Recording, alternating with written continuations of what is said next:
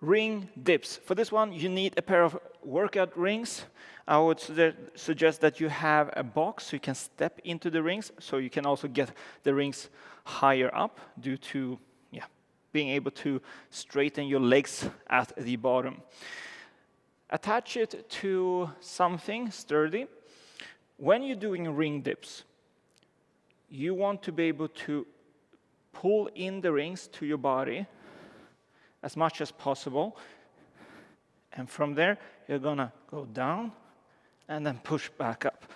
Don't try to do what many people do, is that they lose the control and get the rings outwards when they go down.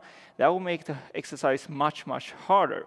The point here is to stabilize yourself by having the rings close to your body. And when you go down, everything is close, elbows is close to your body.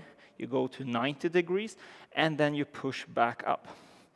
The grip, one thing that is important, that you don't hang like this in the rings. You want to hold like here, so the pressure comes straight to this point and not here. Other thing is tension your whole body. It's important that you bring in, again, the rings to yourself, so you don't spread them out. If you spread them out, it will be much, much harder.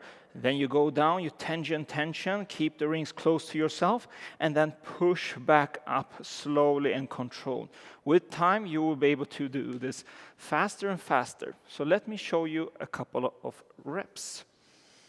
Step in, lock out if you can, and then from here I go down, and then up.